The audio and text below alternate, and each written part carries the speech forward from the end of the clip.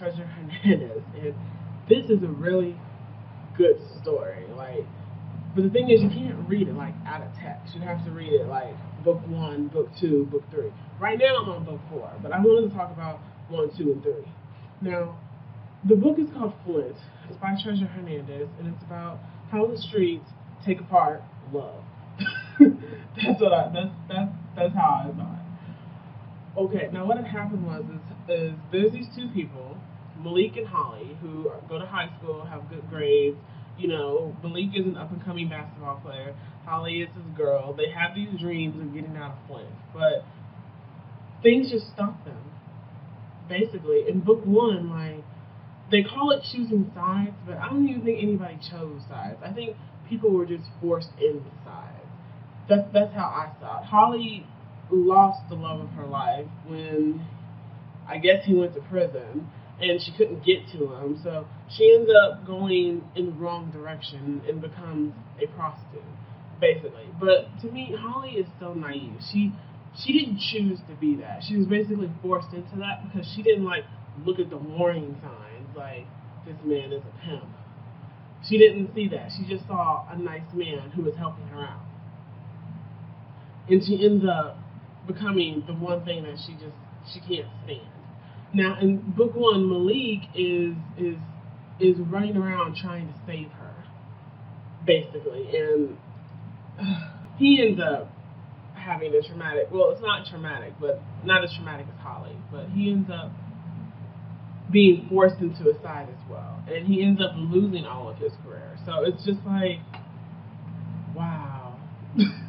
That's all I can say for the book because it's like, wow, they call it choosing sides. They should have called it forced sides because nobody really chose a side. They really forced into that predicament because they weren't really paying attention. I think Holly and Malik are two very naive, teenagers who don't see any other way to live. Now in book two, Working Girls, it's really all about Holly. I don't think, you find out what Malik is doing, but you don't really, that's not really important. Holly ends up becoming a prostitute.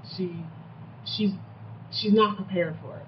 She can't take it. She can't stand it. She's doing other things to get her mind off of it. Now the madam of the Manolo mommies, called Tasha, sees this and just feels for her and feels that she is not prepared for this. She can't take this. She's not like the rest of the girls, and she tries like heck to help her friend out. As far as Malik, Tasha goes to Malik and she ends up trying to tell Malik, okay, your girl is suffering, but he knows what she is. So he kind of just tosses her to the side. I'm like, really? I was like, that must be a man thing or something because he just like said screw it. I think inwardly he was like, that's my girl, I gotta help her out.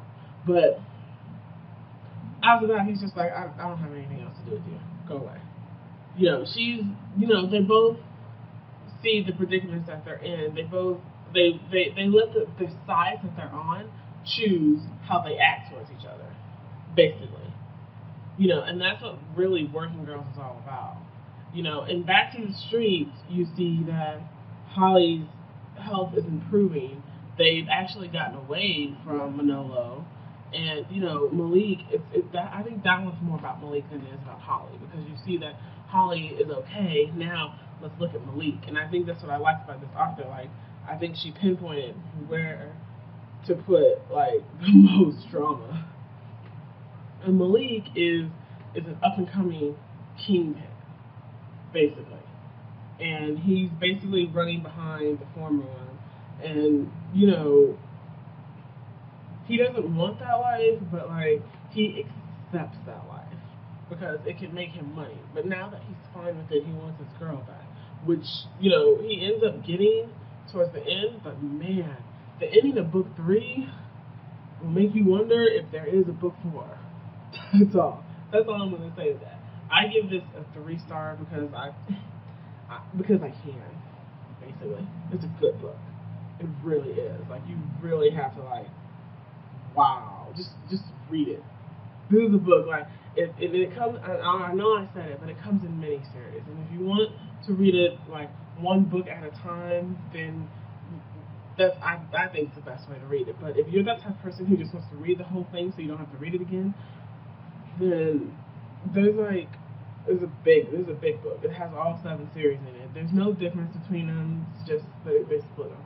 Me, I'm reading them in mini series, and this is Flint 1 through 3, and I'm gonna be able to read book 4. So I can't wait to read it, but right now I gotta read other books. So thank you for listening, and I can't wait to hear your feedback on it.